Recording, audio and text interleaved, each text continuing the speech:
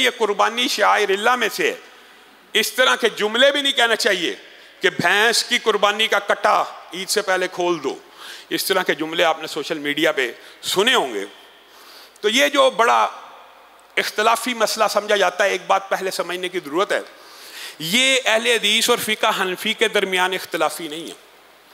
ये बाद अहले हदीस उलमा में भी इख्तलाफी है और बाद अहनाफ के उलमा में भी इख्तलाफी है। इख्तलाफ क्या है? इख्तलाफ ये है कि जी भैंस और कटा गाय की जिन्स में से हैं। जो इसको हलाल समझते हैं कुर्बानी के लिए, उनका दावा ये है कि भैंस और कटा गाय की जिन्स में से है। ये दलील देना उनके ऊपर वाजिब है। वजह, क्योंकि कुर्बानी के लिए अल्लाह रब्बुल इज़्ज़त ने 4 जोड़ों को हलाल किया कुर्बानी के लिए। यहां एक बात समझने की जरूरत है। बाद लोग ये समझते हैं कि सारे हलाल जानवरों की कुर्बानी है। हरगिज नहीं। हलाल जानवरों में से 4 जोड़ों की कुर्बानी है। मिनल इबिल इस्नैन, ऊंट में से, बकर इस्नैन, गाय में से यानी नर मादा, ऊंट ऊंटनी, बकरा बकरी, छतरा और छतरी और दुम्बा रसूलुल्लाह की हदीस के मुताबिक। इन 4 जोड़ों के बाद दुम्बा जो है वो रसूलुल्लाह की हदीस के मुताबिक है। अब कुर्बानी इन्हीं 4 जोड़ों में होगी। अब इन्हीं अगर 4 जोड़ों में होगी तो कोई भैंस की कुर्बानी करेगा तो आप उसको कहेंगे भाई भैंस तो गाय नहीं है। वो लामहल्ला आपको जवाब देगा भाई ये गाय की जिन्स है, तब ही कुर्बानी होगी। दलील समझ गए? अगर भैंस गाय की जिन्स है तो ही कुर्बानी है, अगर गाय की जिन्स नहीं है तो कुर्बानी नहीं है।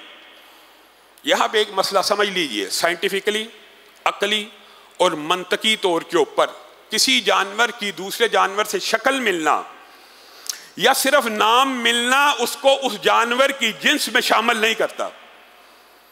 भैंस जी गाय की जिन्स में से है। दलील क्या? उस दौर में नहीं थी अरब में, लेकिन इसकी शक्ल शुबाहत गाय से मिलती है तो इसलिए ये उसके साथ है।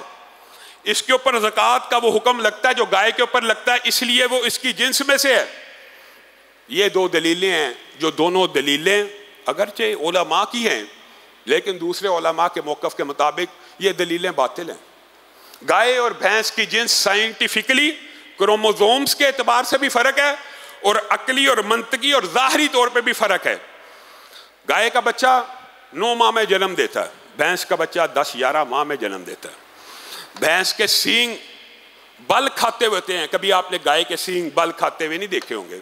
भैंस कीचड़ पसंद, पानी पसंद जानवर है, गाय सफाई पसंद जानवर है। कभी आप गाय को दरिया में या कीचड़ में लोट पोत होते नहीं देखेंगे। भैंस को आप छोड़ें, सबसे पहले कीचड़ में जाएगी और पानी में जाएगी। दूध की नौइयत का भी फर्क है। फिर जिन्स के इख्तलाफ होने का सबसे बड़ा जो साइंस के तालिब इल्म है वो भी जानते हैं और जो आम लोग हैं वो भी जानते हैं, फैमिली एक हो, स्पीशीज अलग भी हो, लेकिन ऊपर से फैमिली एक हो तो भी इन स्पीशीज का आपस में इख्तलात हो जाता है, आपस में ताल्लुक कायम हो जाता है, आपस में इंटरकोर्स हो जाता है। आप देखें गधा और घोड़ा अलग अलग जिन्स है कि नहीं? फैमिली एक है तो गधा और घोड़ा का आपस में मिलाप हो जाता है, क्योंकि क्रोमोसोम्स का स्ट्रक्चर ऐसा कि मिलाप हो सकता है। कोई ज़ीशऊर बंदा घोड़े को और गधे को एक जिन्स नहीं कह सकता। अलग अलग जिन्सों के बावजूद मिलाप मुमकिन है। इसी तरह ज़ेबरा है। अब यहां पे आप भैंस का और गाय का मिलाप करके दिखाइए, नहीं हो सकता। यानी सिर्फ जिन्स फर्क नहीं है, फैमिली भी फर्क है। और इस फैमिली को बफलो कहा जाता है। ये जंगली जानवर है और वो पालतू जानवर है। उसको आप हल में जोत ले गाय को जितने मर्जी साल, भैंस को जोत दें, यानी जमीन आसमान का फर्क है। जो पहली दलील होगी कि जिन्स में से है वो अकली मंतकी तौर पे जिन्स में से नहीं है। फिर दूसरी बात नाम का जी, बाद लोगों ने इसको नाम से कहा है कि ये भी नौम मिनल बकर है। अब आप ईमानदारी से बतलाइएगा, ज़ेबरा इसको क्या कहते हैं अरबी में? हिमारे वहशी। हिमारे क्या नाम है? हिमार।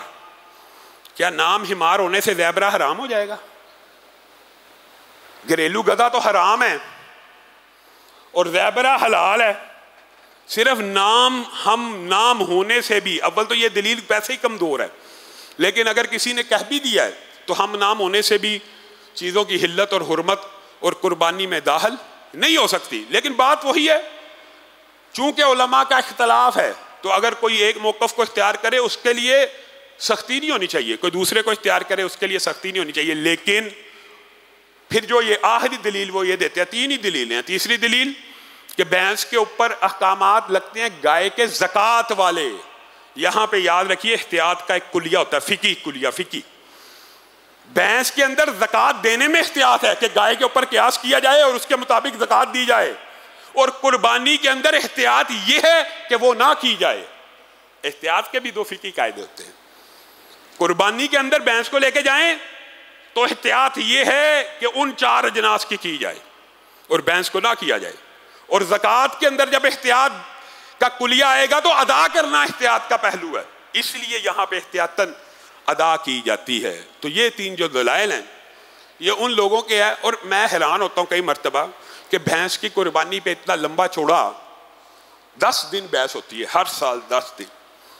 भैंस तो अब गाय से सस्ती रही भी नहीं, भैंस तो अब महंगी है।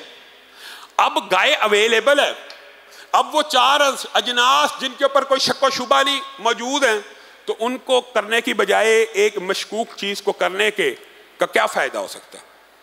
कोई फ़ायदा नहीं। अल्लाह रब्बुल इज़्ज़त जो कहा गया, जो सुना गया, उसको समझने की तौफीक इनायत फरमाए। अगर किसी साथी के जहन में कुर्बानी के हवाले से कोई और भी सवाल हो तो वो कर सकता है। हाँ, मेरे जहन में एक और बात आ गई, साथियों ने भी पूछा था। गाय के अंदर 7 हिस्से होते हैं, ऊँट के अंदर अगर आप चाहें तो 7 हिस्से भी रख सकते हैं और 10 हिस्से भी रख सकते हैं। 7 हिस्से भी और 10 हिस्से में भी, ये अल्लाह रब्बुल इज़्ज़त की तरफ से आसानी है। फिर गाय के अंदर क्या 2 हिस्से अकीके के रखे जा सकते हैं और 5 हिस्से कुर्बानी के? आप कुर्बानी और सदके को मिला रहे हैं, नहीं रखे जा सकते। हत्ता के हाली गाय के अंदर अकीका किया नहीं जा सकता।